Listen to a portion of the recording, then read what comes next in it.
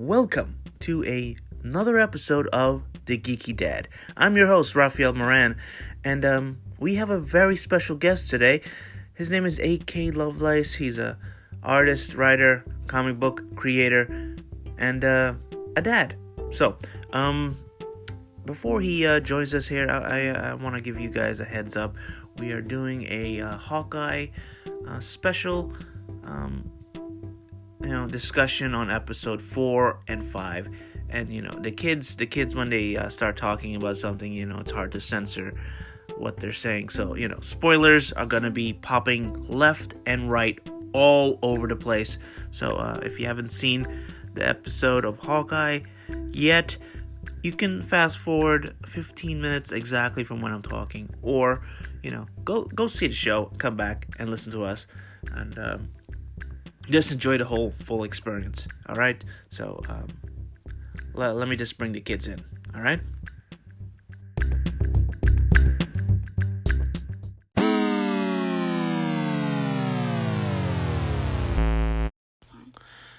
All right. We're in the multiversal chamber with the multiverse kids, Ariana and Rayad. Okay.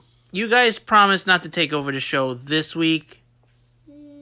Fine. Just because we don't want coal in our stockings or presents. Yeah. Just like the Teen Titans. Because we aren't happy about getting coal. We are never naughty. You're never naughty? Seriously? Fine. As long as we don't get coal, then we're not going to take over the show. But if we get coal, we're going to take over the show every day. And you'll never have the show again. Never. Ever. We have a guest coming, so you need to, calm down, okay? Fine. Yeah. Okay. So we're not gonna get cold, right? I can't promise that. You have to ask Santa Claus. What? Santa Claus isn't even real. Yeah. Shh! Kids listen to the show. He isn't real. Don't tell them that. Yeah, he is totally real. Believe me, children. He is super duper real. You can see him at malls and everything, sometimes, because he has to do work. Okay, we are doing a recap and discussion and review of Hawkeye. Episode 4 and 5. 5. 3? We did 5. We did 3 already. 4 and 5. 3. Yeah. 4 and 5. And remember, spoilers. Spoiler alert! Spoiler alert! Warning! Warning! Warning! Yeah. If you want to skip, maybe 10, 20 minutes. Skip to 30 at the most. No, we're not going to talk for 30 minutes. Okay? You can skip for 20 minutes and watch the show and then come back. Or you can skip it and listen to our guest as he comes in. And then you can watch the show and then come back. Either way, whatever you want to do. Yeah. Anyhow, Hawkeye, episode 4. Episode 5 is crazy, though. We're going to get to that. Episode 4 was also pretty cool because... Black Widow's sister's in it. Yelena. Well, Let's call her Yelena. Who is she? You really got to the point there. That's who she is. Yeah. Yeah, but that was a very, very good action scene, right? Yeah, but also Kate almost died, just like Black Widow. Yeah, that was a great scene because he kept remembering from Endgame when Black Widow fell. He kept seeing Kate as Black Widow when she was falling into the wires, right? Oh yeah. But the wires. No. She had the thing from her belt to get her the thing. Yeah, the hook. And we'll get to that point when we're in episode 5. Yeah. Well, the thing that's very important with these 2 episodes is you really have to have seen the Black Widow movie and Endgame to understand all the stuff that's going on in this show. Yeah, because you won't know who Black Widow's sister is. Yeah. And you won't know how she died. And you won't know anything about Ronan. Yeah. You need to watch... Yeah. Well, like they say, all of the MCU stuff are all connected. And if you miss one, you get confused. So you make sure... Yeah, a lot of confused. Make sure you see everything in order and you see everything in time. Because, if you Yeah. see him out of order, you're going to be like, who's that? And why is he doing this? And Yeah, and Yeah. if you see Endgame and you see like Hawkeye's Ronin, and if you didn't see Infinity War, then you'd be like, why the heck is Hawkeye killing people? Yeah, Or yeah. you might be asking, who is this guy? Is he even important? yeah, like if you didn't see Endgame, you wouldn't even know who Ronan is or even what the blip is. And yeah, I don't even know why. And you wouldn't know why he's killing people. Yeah, I don't know why they call it the blip. I rather they call it the snap because everybody was snapped away. Yeah. And Black Widow's sister. Also, I found Yeah, out. that you have to wait. We talk about that in the next episode. But Also, I found out that they're in the year 2023. yeah. Well. They're in the future. Yeah, this Somehow. show takes place in the 2 years in future, the future. because remember in Endgame, 5 years went forward. Because when Yeah. the blip happened, it was 2018, and then 5 years later, it would be 2023. Yeah. So, I mean, eventually everything's gonna catch up. All the shows, but I mean, they should do a show about what happened in between the blip. Who wanted to know about that? Yeah, well, I mean, that's probably a lot of stuff happening there. What did Wait, did MJ go in the blip? I think so. Yes. Did Ned go in the blip? Yes, I think so. They talk about it in the last Spider-Man movie. They do. Yeah. Wait, that's the last Spider-Man movie? Yes, Far From Home was the last Spider-Man movie. Oh, I We thought did you not were talking- see No Way Home yet. Oh, I Is thought Okay. you were talking about That's that. the last Spider-Man movie. Yes. How do you know that's the last one? Anyhow, we are talking about episode 4. And episode 4, we find out that Echo knows about Hawkeye's family. Yeah. And we found out that there's a mysterious fat man behind everything that's going on. Yeah, and it keeps on saying the big guy. Yeah, the big guy. And, I mean, if you're a Marvel fan, everybody knows who the big guy is, okay? We'll talk about it in episode 5. No, we'll talk No. about it in episode Episode 5, yeah. 6. No, 5. I'm sure he'll be in 6 as well. Obviously. So the big reveal at the end of this episode is Yelena is after Hawkeye. And at end of the Black Widow movie, the end find credit out- scene, we see that Yelena was given a hired. mission. Yeah, she was hired to kill Hawkeye. So it actually ties in directly into this series. And it was from the same person in Falcon and the Winter Soldier who made the USA agent the USA agent. Yeah. And that is the leader of the Dark Avengers. Most likely. Girl. Wait, she is? I thought it was Green Goblin. Well, I mean, I don't know. That's the speculation. What if in this universe it's a girl Green Goblin? I would like that to happen. I mean, I don't want the toy though. I Well, would not like that to happen. so yeah, they have a big epic fight on top of the rooftop. It's Kate and Echo and Hawkeye and Yelena. yeah, and everybody just fighting the hell out of each other. And yeah, Echo gets stabbed by arrow, and Kate almost dies like a couple of times by falling. And she gets stuck. Yeah, and then Yelena takes off her mask and she escapes. And the end. And says Yeah. she's a Black Widow assassin. Yeah, Even though I guess she actually is. yeah. So, and then the next episode, which is episode 5, They talk about Kingpin. yes, but The Kingpin. we open to a scene that takes place around 2018, and you actually see Yelena turn to dust, and then she wakes up basically 5 years later. Oh, she said 5 seconds in 5 years. Yeah, That's 5 seconds. Yeah, and then she's continuing the storyline from Black Widow. She's like saving all the hidden Black Widows with the red mist and curing them of their wacky brain. Wait a minute. After Civil War was 2018? Yes, Civil War. I think was in 2017 or 2016, around that time. Yeah. I never even knew that. But And again, I don't keep track of time. yes. At the end, it shows Kingpin as the shadow. Well, not the Shadow. You mean the big boss? Yeah. No, at the end when they're showing all the credits. Oh yes, the end credits scene. You see a big shadow over the city, and it's the shape of Kingpin. So, I mean, we got to check back those old episodes and see if that shadow was there in the credits. Yeah, I just noticed that. Yeah, we got to check back. But yeah, the big reveal is the Kingpin is the big bad of this series. He manipulated everybody.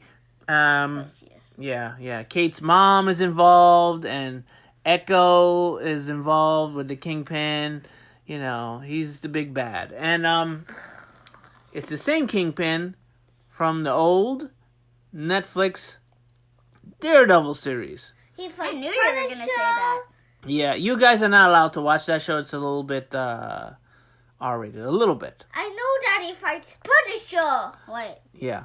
And yeah, there's a little bit of there's a few curse words in the Hawkeye show. So if you're censoring your kids, there's a couple of words here and there. I mean, it's not Only a R-rated. few. It's not R-rated, but it's definitely PG-13, okay?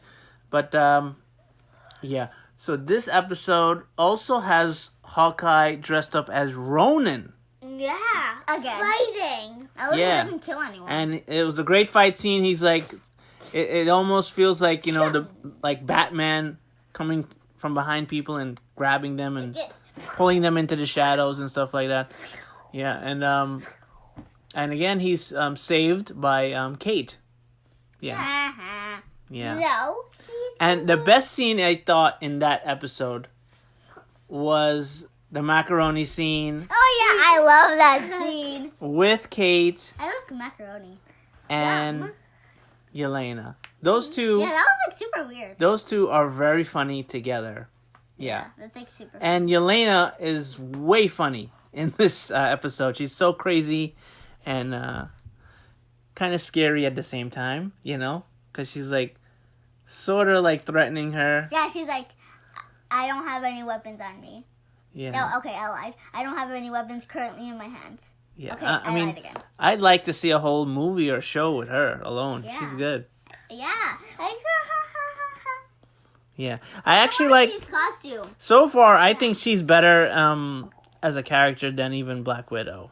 She seems more funny. Funny. Yeah. Yeah, Black- she's like the opposite of her. Yeah, Black Widow was kind of like a boring character in my opinion. She Yeah, wasn't. so like, My dad's right. Yeah. I'll tell you most of the opposites that Plus, I love her accent. So funny. Yeah. Yeah. Okay, so here, I'll tell you the differences. Yelena actually talks about her father. Mhm. She, and Black She's Widow basically doesn't. more outgoing. Yeah. Yeah. And, but Yelena- Natasha doesn't even talk anything about any of her siblings Yes, or parents. Natasha's a sourpuss all the time. Natasha always changes her hair, but Yelena only changes it like, I think once. I think she did. No, it's basically the same. And they one is a don't- white she's- widow, the other one's a black widow. Yeah, and at least she didn't change her hair color. Mm-hmm. Mm-hmm. She does it every like week or something. Yeah. Well, Yeah. Yeah. well, maybe she'll be in the Young Avengers with Kate. Who knows? She's been in Dark Avengers. Who knows what's gonna happen? Maybe she'll turn good at the end of this series because they kind of hint that she might turn good. Who knows? Hint. No, Yes. she is good. You said that. I mean, she is good, but she's working for the bad guy, basically. I think. Yeah, but because you said, I think in the comics that everyone in the Dark Avengers is good, but they don't know that the leader is bad. Yeah. Well, some of them are good. Some of them are bad. Most of them. Well, most of them are kind of bad because I think Venom is also a part of it. Yeah. Oh, yeah, he's that's a totally- Spider-Man. Yeah. Oh wait. Sometimes he's good and bad. He's like, So, Only bad. yeah. Venom So Bad. we're gonna rate episode 4. Thumbs up. Thumbs up with my toes. And then episode 5. No. Episode 4 is 3. Episode 5 is 4. Yeah. And I think episode 6 is probably also going to have 4. Yeah, episode 5 was way better than episode 4. No. You don't know anything. I have 3. Yeah. You give it a 3? Yeah. Okay. You give both episodes a 3? No. Yeah. Well, they're also hinting at some new costumes, so the next episode should be pretty awesome. They have the suits! And they were going to show the suits, but then Hawkeye was like, the boy one. He was like, no, I don't want to see it right now. Yeah, they're so close to saying it. They're teasing that. Yeah. They just want They're doing that on Just purpose. like the Winter Soldier show, they teased that costume till the last episode. Because they didn't find out the right kind. Yeah. That's what they always do. Yeah. That's what they did in the Daredevil show too. In the first season, they teased that costume the whole season until he finally wears the costume. Like from the old comics. Yeah. So, we get the red costume.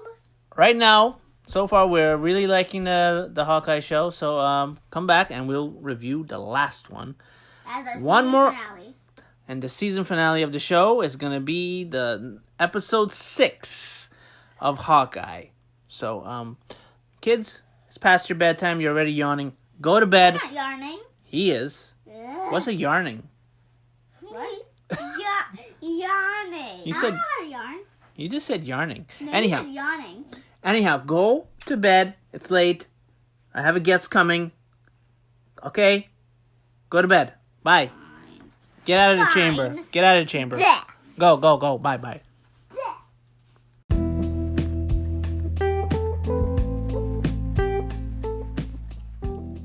All right, now that that's over with, we can finally bring our guest in. A little backstory on him before he joins us. I've known this gentleman for at least over 20 years now.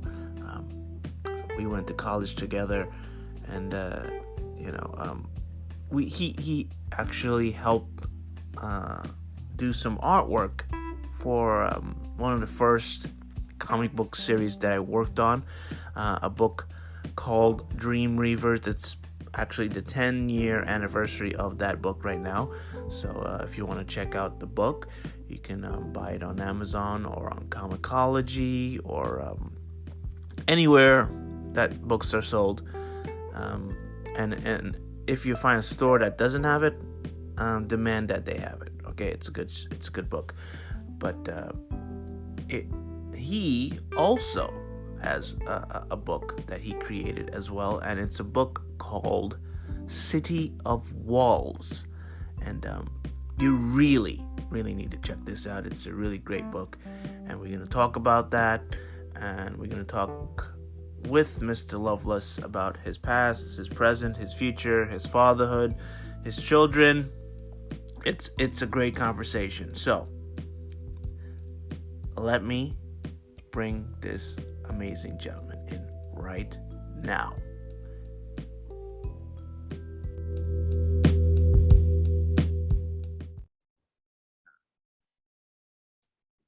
All right. I'm here with A.K. Lovelace. He's a comic book writer, right? You helped created the comic book series City of Walls. You also you drew it and you inked it too, or did you have help? I inked it sometimes. I had lots of, not lots is mischaracterization. I had some people help me out though a few times, more than help me out. I had some people ink whole issues for me, including the first one. So, City of Walls, it can be available at Webtoon, right? yeah, it's on Webtoon, and if you want physical copies, you can contact us directly at cityofwalls.com. We met in college, right? Yes. How Yes, many we years did. ago is that? Probably A like 20 long years time ago ago. or something. It's a long time ago. So, Yeah. We were all fresh-faced young pups back then. bright-eyed, dare I say? Yeah. Actually, you were out of our group. I think you were the first to actually become a dad. Was that? Yeah, I guess so. Yeah. Yeah, I think it worked out that way. Yeah. Think Well, about right now that. I have a 9-year-old. But you were like right behind me. Right. Very close. Yeah. Yeah. It wasn't that long afterwards. Yeah. Yeah. I have a daughter that's 9, and you have a daughter that's what, 15 right now? 15 years old. Yeah. Yeah. She's like teenager time now, right? Yeah, she ain't like teenager. She is teenager. Yeah. That's the time I'm kind of dreading right now. Yes, yes. Right. How you handling that? Went fast. Huh? How are you handling that? How am I handling it? Yeah. Man. I think that I don't know, sometimes it just feels like parenthood is like constantly preparing yourself for this horrific and terrifying milestone and then getting used to the shock of reaching that milestone. And while you're getting used to the shock of reaching that milestone, what's really happening is you're building up for the next terrifying milestone. Right. And it just starts anew. So in that way, it's not different than when she, went from went from elementary to middle school, or when she went from, toddler to like kindergarten. It's all of a piece, but it's like the stakes are definitely feel higher, obviously. Right. Are you and sharpening? then there's just sharpening like the weapons. Huh? Oh, sharpening the weapons. I mean, I try to make sure that she's she's sharpening weapons too.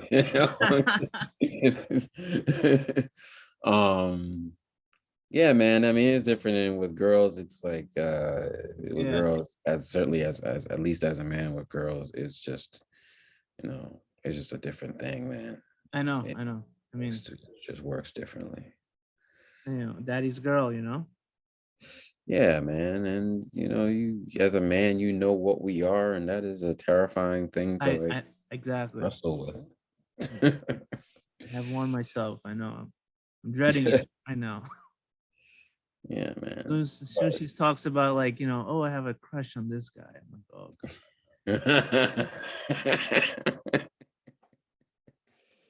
Why are you sweating, Dad? Why are you grinding your breaking teeth? Out?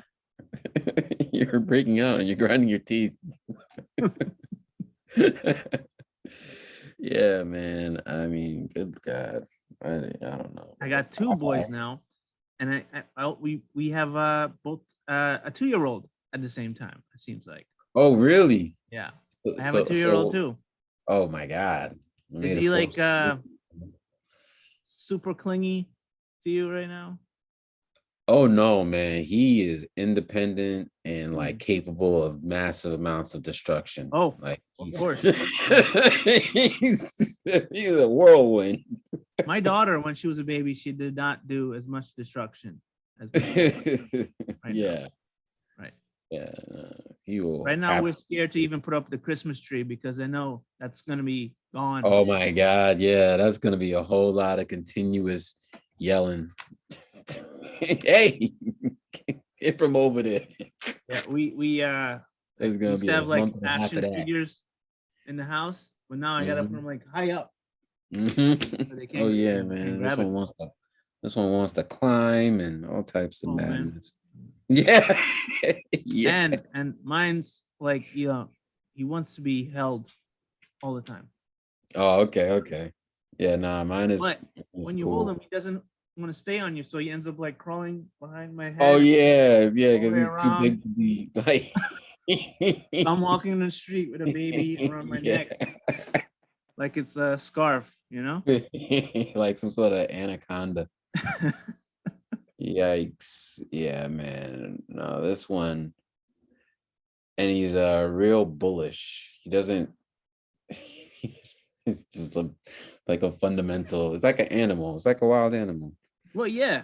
With a fundamental lack of concern for others' welfare, like you will just step on and through things, and right, and I want to get Well, up. I will climb you to get up, and that's also, mine is like he doesn't care about like have any fear of anything. Like he would jump off a chair, climb up on a yeah, desk and jump off.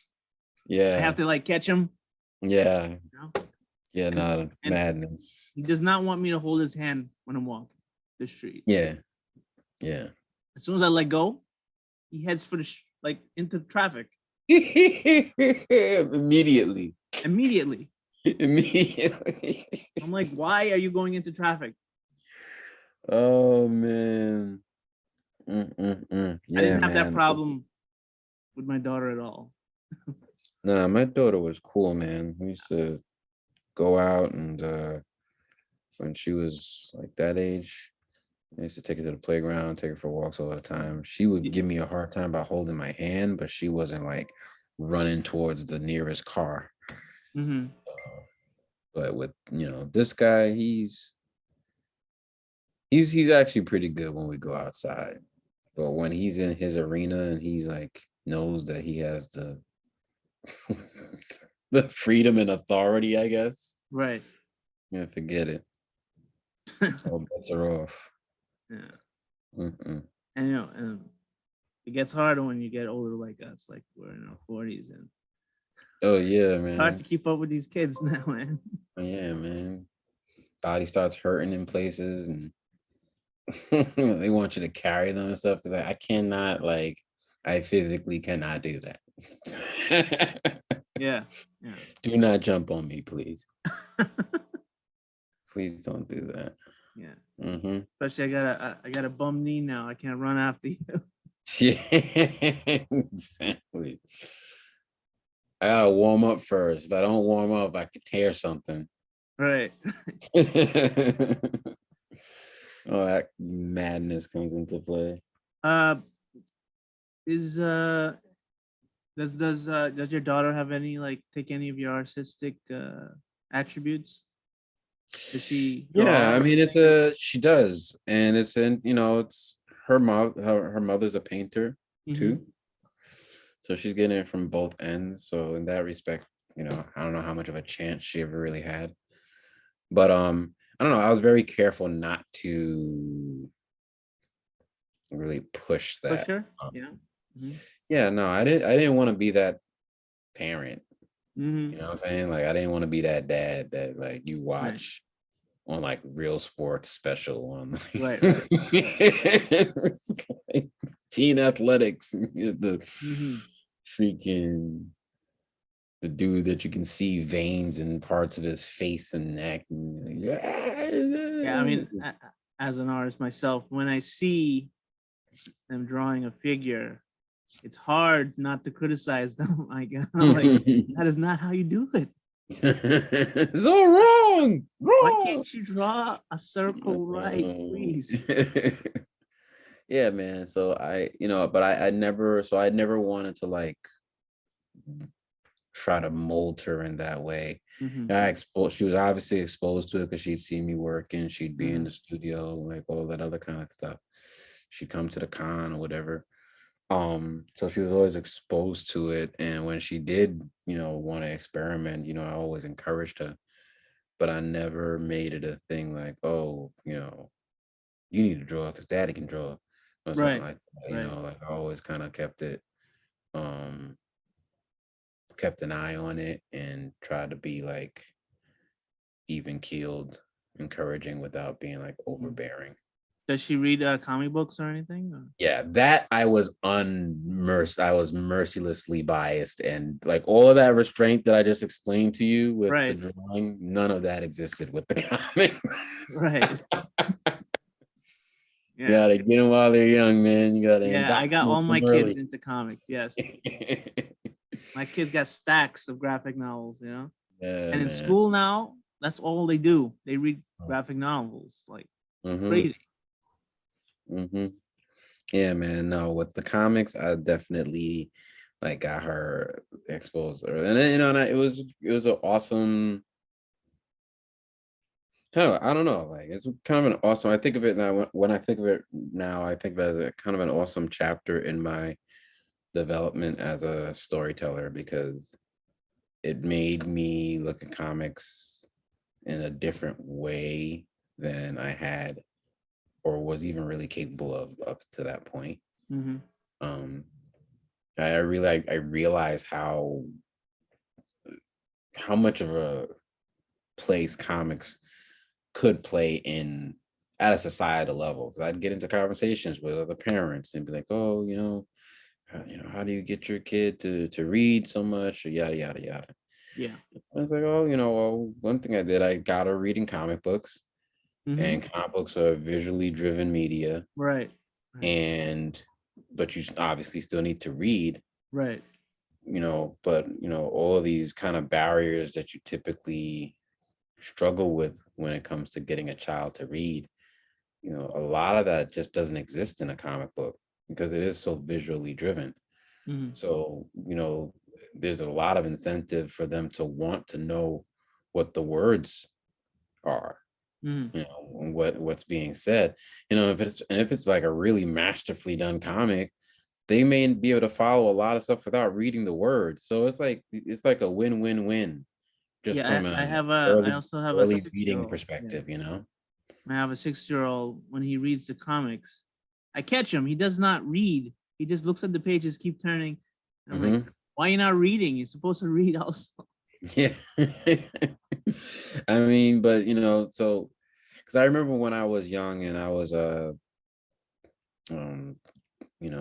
being put through the reading paces of early education, you'd have things that you're supposed to read, and there's like always this drag, it's always this, oh God, and I gotta read a book. Why do you have to make me read a book? And a lot of that I realized had to do with the fact because and then one day, like I had to read a book and it ended up being a great book. Like it ended up being like an awesome Right. experience. Right. And as a kid, I was like, oh wow, I didn't, you're a kid, you don't know anything. So like it didn't occur to me that, there was a book that was actually exactly the kind of thing that I would be intrigued by. And doing that with written text is a different kind of challenge than overcoming that with beautifully drawn images. Right. So, it's just like and I realized that as a father getting his kid into comic books and seeing them like find comic books that they liked, and even the timing of it in terms of like where comics were at that time. um the a lot of things had broken open in terms of the idea of like whether comic books were the domain of Marvel and DC or were they this broader thing. And we're at that place where it was a much broader thing now. And like, so there was a comic book about like Girl Scouts fighting supernatural creatures in the woods, like, like all types of like wild stuff that could easily appeal to different audiences that, weren't necessarily looking for what was, the bread and butter for so long. And that worked out perfectly for my kid. So tell us about the creation of City of Walls and your experience with Webtoon. Okay, so City of Walls was a creator-owned endeavor that I came up with a long time ago. And basically it's centered around these children growing up in this marooned oasis of a city that was completely self-contained and run by gangs. And it was loosely based on a city that really existed called Kowloon. And you followed the wayward adventures of these 3 children that lived in that city. Right. And I teamed up with my buddy Sean Noel, who's a writer, and I pitched it to him, and he liked the concept, and we started to create what would become City of Walls. Right. So that happened. Then a whole lot of other things happened. we we were somewhere, I don't know where we were. I think we were on City Walls, ended up being a 8-issue miniseries in total. Right. And we were on the second, or we were in the middle of producing the third, the what was the fifth and sixth books, basically, when we were approached by Webtoon. And we were at New York Comic Con, and we were just another day at Comic Con, basically. Right. And they saw us, and it was kind of instantaneous. It wasn't, it's a weird thing when you like the moment, when you kind of encounter it in stories that you're following. There's all these special effects around it. But when it happens in real life, a lot of the times, like, it's not like that. But or maybe it is for some people, but I don't know. Looking back on it, it was really cool. Like, Webtoon, at that point, it was pretty new back then. They were new. I mean, they were new to us. They weren't new at all. First time I heard of Webtoon was from you. They were already huge in Korea, which is where the company is actually based. And so they approached us, and we exchanged information, and then the con ended, and we all went home. And like, for anybody that's ever done a con, there's this detoxification period that goes on after the con ends. You just need to like be away from all of the stuff that went into like these 3 days of madness. And you have like all the business cards that you've collected, and all the contacts and connections, and all the politicking and all that stuff. So that happened, and we actually kind of put it to the side. And then Sean ended up following up, and Sean like followed up with them and secured the connect, and that's when things started to move. Yeah. Have you gotten attention from people from around the world, like fans? Yeah, man. We have a bit of a fan following. We have there's like 15,000, I think, something. We have like some sort of like solid number of people that are fans and subscribers of the series. I'm surprised like Netflix haven't approached you to do like an animated movie or something. Yeah, I mean, I'm sure like sounds like a lot like something that Netflix would do, Yeah, I mean, there's also a lot of things that go into like all those type of things. Like this, as I've grown and spent more time, learning this environment, the entertainment environment, there are aspects of things that I know just from a production standpoint, budgetary, like put you in a different place. Like, so if you're trying to produce something that takes place in like, I want to produce something that takes place in 356 BCE. And it's like, oh, that sounds like a lot of money. Yeah. That sounds expensive to produce. Yeah. Okay. Yeah. So, it's something that I'm aware of. I have other things in the pipeline right now that I'm working on that are like prescient. But like I know like I have City Walls there, and these things take time sometimes and unfold in unprecedented ways. Like Game of Thrones was written decades before. Exactly. Yeah. Show. Hobbit was written half a century ago. Oh well, yeah. I mean, hopefully you live long enough to see it, right? Yeah. I mean, he was different. He was dealing with completely different circumstances. The technology didn't even exist to even attempt that, except maybe in animated form. Besides that, but hey, I can tell you how many times I got approached by would-be producers. Never went anywhere, Hey man, they're like sharks at Comic-Con, Yeah, it's part of the game, man. Part of the game. Like, comic books are perfect movies, so yeah. Well, Marvel already showed that, right? Well, yeah. I mean, if they can make a hit movie out of Ant-Man, they can do anything, right? Well, I mean, they're They're the perfect from a producer perspective, studio Right. perspective. They're like the perfect vehicle. You know, Yeah. I mean, the worst thing, Eternals. the worst thing about a classic is you can't make a sequel.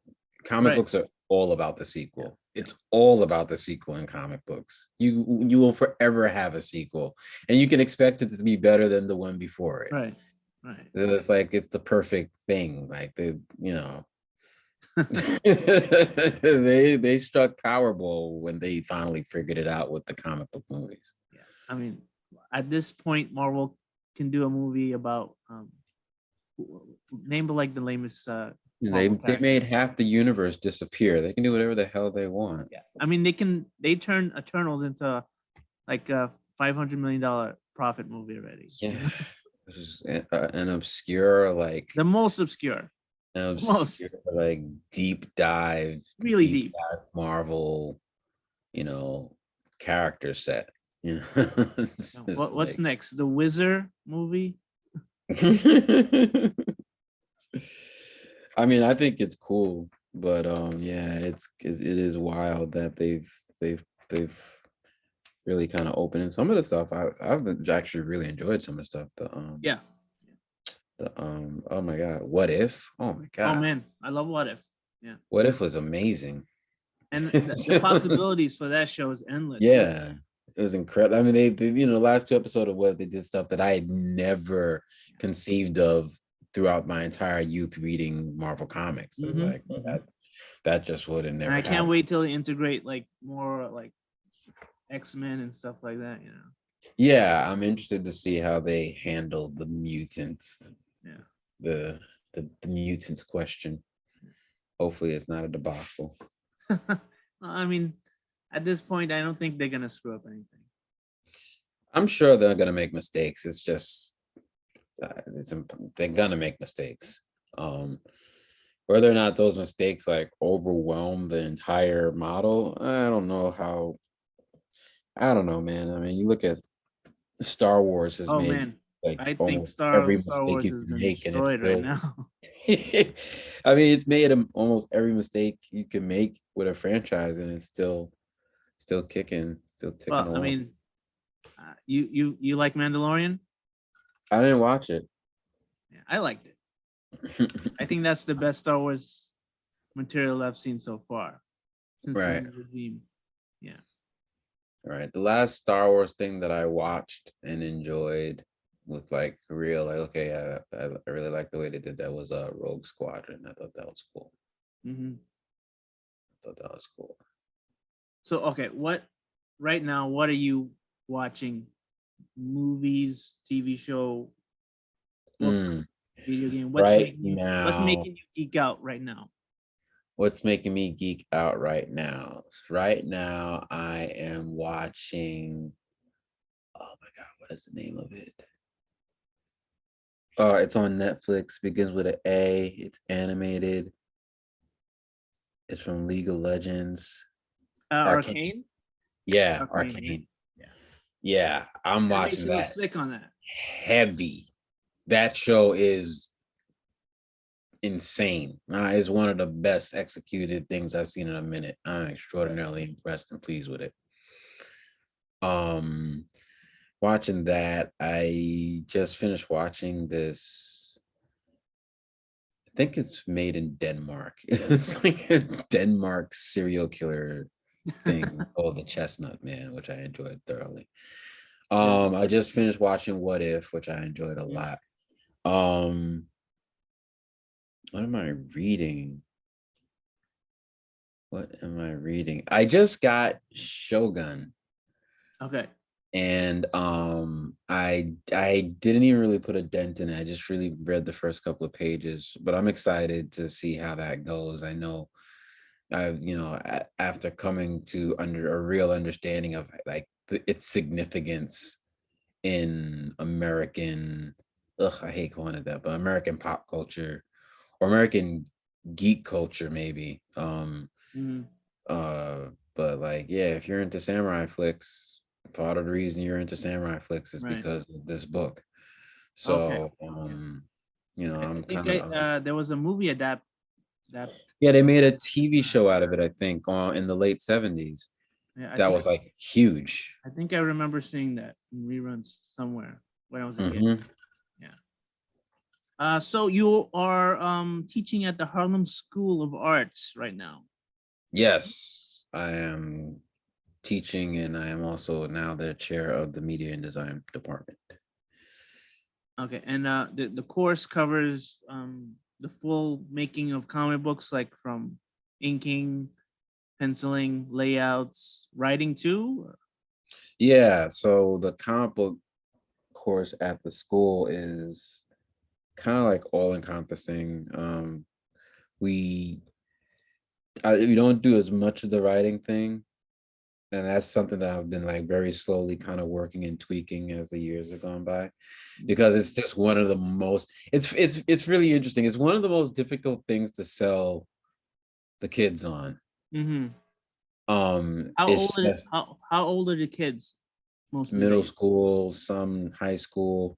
It's mostly around middle school and high school, and then in the courses that I teach, but they go all the way down to like, elementary. Do you print the work at the end of the year or? Yeah, no, we're working on that now. That's actually one of the new things that we're cooking up for the school. Mm-hmm. But we typically always had exhibitions. Everything after like COVID is Oh yeah. COVID kind of like it was extremely disruptive, obviously. Mm-hmm. So, but yeah, man. But yeah, like you said, selling the kids on the writing is one of the more trickier things. But yeah, pencils, inks, letters. Yeah, man. Coloring too. No, but that's actually the next thing that we're about to get going. We actually are in the process of putting that together as one of our offerings right now. Right. So we could have an announcement about that in very near future, actually. So And this class is available. You can go there in person, and you can also do it online, or everything. no, it's in person. Yeah. When Yeah. during the pandemic, you were doing some of the classes Yeah, we online. did Zoom. We did Zoom school, man. We were early adapters of it too. So you don't want We to do like both right now. it's not that we don't want to do both. It's that they Maybe take the class worldwide. they operate in two different spheres, Yeah. you know. Um Teaching a class in person and teaching a class via Zoom are very different operations, Mm-hmm. and trying to do both at the same time it's not a straightforward thing, and it's definitely Mm-hmm. not a straightforward thing with one teacher. That Right. teacher Oh, would okay. have to have an assistant, Okay. but we understand that Zoom classes, just like you said, because during Zoom school, we did have, international students, which was Right. a first because, Right. first and foremost, HSA is a neighborhood institution. It's Harlem Mm-hmm. School of the Arts, so first and foremost, it's Harlem centric, but and then New York City centric broadly. But that was the first time that we had student in London, a student in California, a student in Boston, that kind of stuff started to happen. And that was like, um presented like a very real, eye-opening opportunity, I guess. Mm-hmm. uh and just recognizing that this is the nature of, or an aspect of the nature of things to come, and that it's kind of like you have two choices as an institution. You could either accept that this is something that is going to be part of how things are, Mm-hmm. or and try to position yourself the best you can to be ready for that, or deny that and like try to stand in the wind against the future, Right. and which you're probably going to lose that battle. So it's definitely something that we're thinking about. We just haven't, again, it's part of the thing is that it's not so easy as, like, Zoom school is a very specific kind of vehicle, and to do it correctly, it demands a certain amount of respect to be done correctly. And Right. that's where we are now, is like figuring that part of it Right. out. It's like, okay, how do we do this correctly so that, you get the enough juice for the squeeze, so to speak. Mm-hmm. So, what other projects are you working on? Anything coming up? I have two other projects that I'm primarily for, well, three other projects that I'm involved in. The first is I got approached by some movie people to play the pilot role as illustrator in the comic book adaptation of a project that they're developing called In Evil Hours. Um, so I got approached by them to do Are that. they self-publishing that book, or is it going through? Yeah, they're like self-publishing it, but they got the connections and the money's real. So um yeah, so I got approached them, and it's a cool project, man. I really enjoyed it. It's been really great working with those guys, and it's kind of it was like a fun it's a nice nod, like it's a monster comic book, it's a buddy comic, it's a uh reckoning story. Like there's a lot of different things happening in it, and it's really cool. It takes place in the American Rust Belt, the forgotten or abandoned Midwest, if you will. Right. And the prodigal son returning home to bury his father. Okay. And he comes home to find that his hometown is being overrun by vampires. Okay. And he gets into an unlikely an unlikely partnership with actual one of those vampires who is hell-bent on revenge for what was done to him. Any particular actor that supposed to be in this, or on the movie side of it, I don't know. There's still like, it's the Hollywood game. So usually they want you. Sometimes they want you to make the character look like the actor. Yes. Yeah. So I didn't have to do that, but I did, like, when I was dealing with the producers, they did have people in mind that suggested to me, so that I had like some sort of like general kind of leaning, which was actually really helpful. So it was cool. I actually really like when, it's nice when people know what they want. Yeah. It makes life way easier. Well, now that you have a little boy, you think you want to do like maybe a children's book? Maybe go in a different direction? Yeah, so one of my other projects is definitely for a younger audience. It's not his age, not my son's age, but it's definitely for like my daughter's age. And I'm really excited about that. Children's books, like real littles, toddler size. I don't know. Because right now it seems like regular graphic novels aimed towards middle schoolers is like selling better than all the superhero comics right now. Yeah. I mean, that's the age, man. And you go to Target, all you see is like, yeah, shelves of like graphic novels right now. Yeah, I mean, that's the age, man. And these kids are being exposed to a much healthier ecosystem of comics than we were. And we were in like the golden age of the comic book store. Right. Which I mean, I got my first comics from the newsstand, actually. Yeah, me too. You don't see that anymore, No.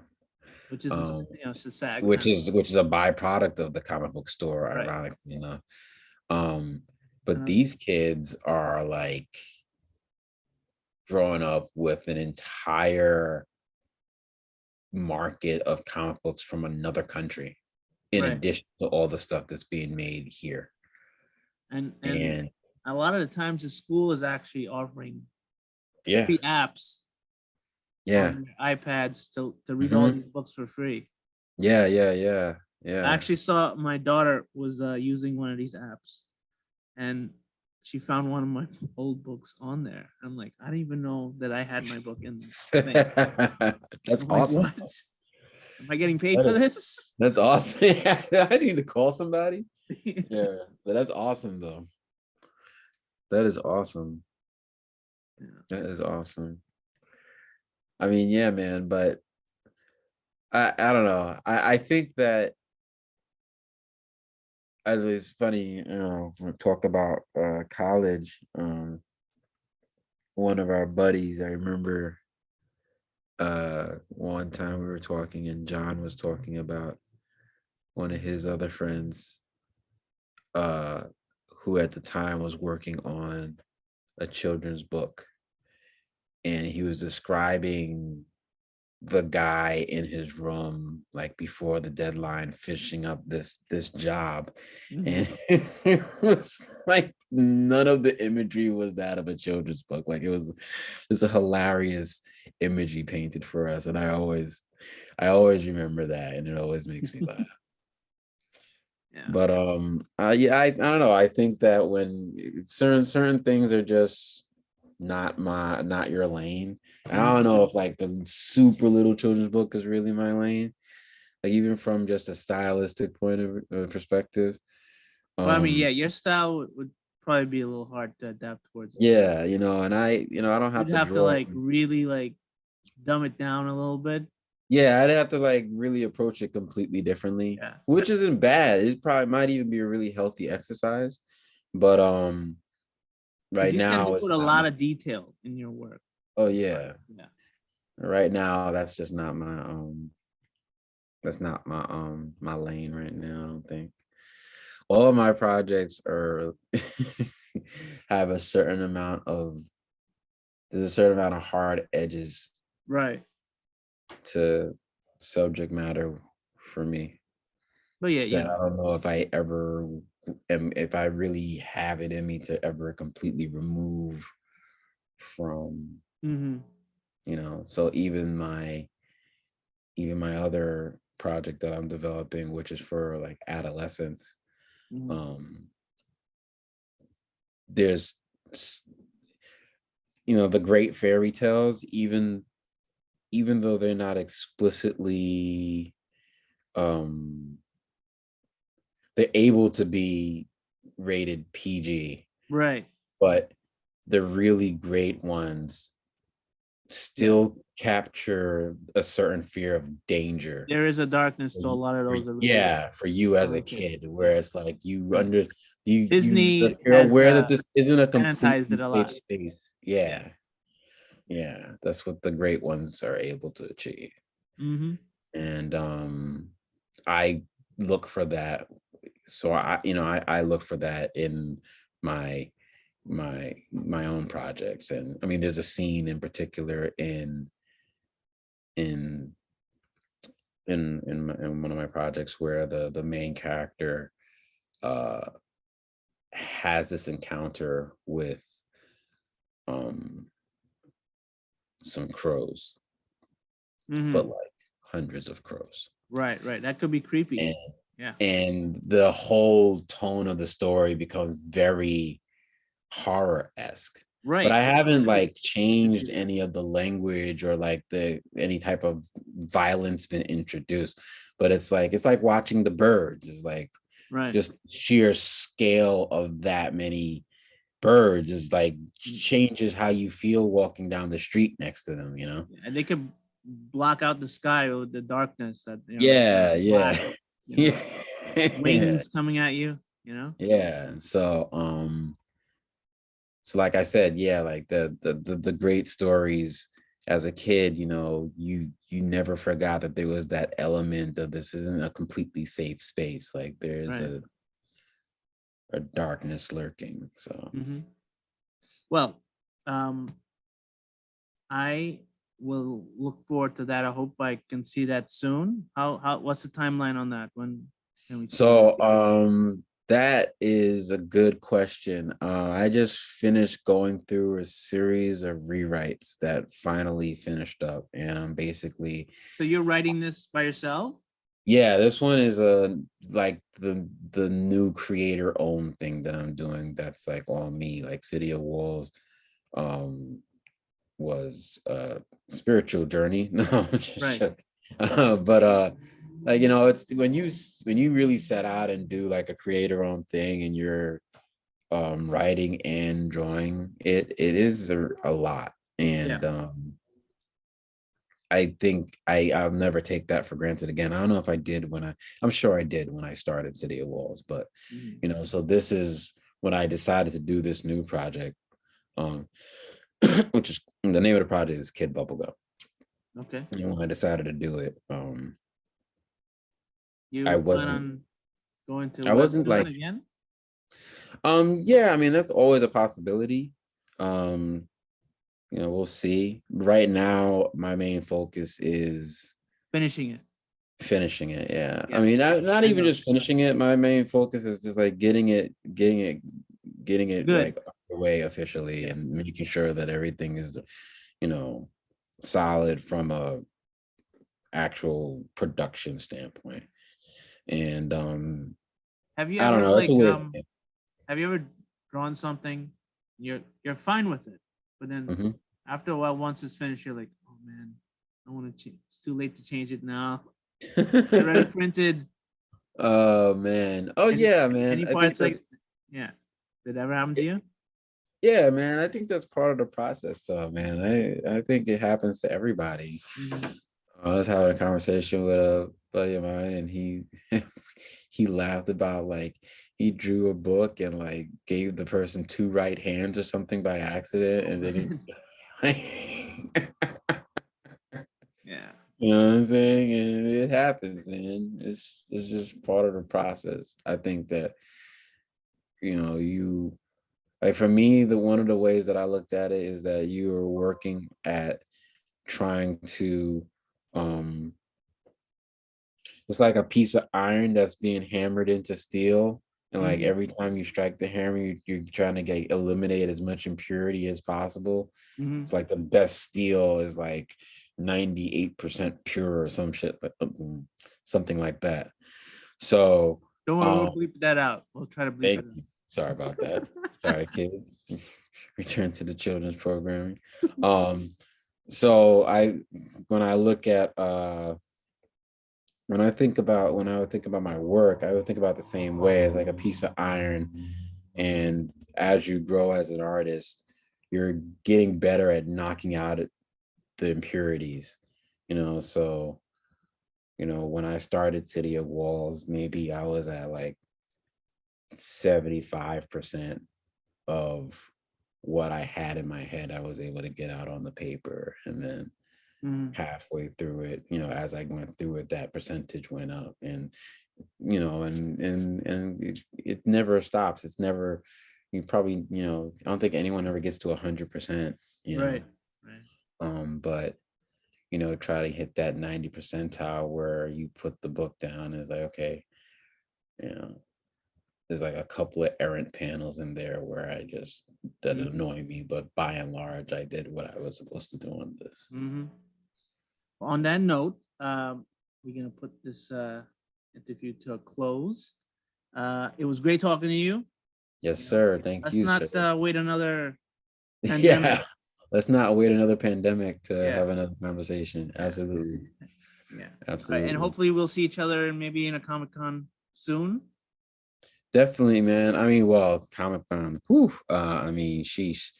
Yeah. There I don't know. I'll see you at a cafe or something like Yeah, hopefully. that. Comic Con. We're both I pretty mean, busy people, but we'll hopefully find some time and yeah, we'll maybe figure it out. have our two little ones meet up. Yeah, that would be awesome. You know. That'd be awesome.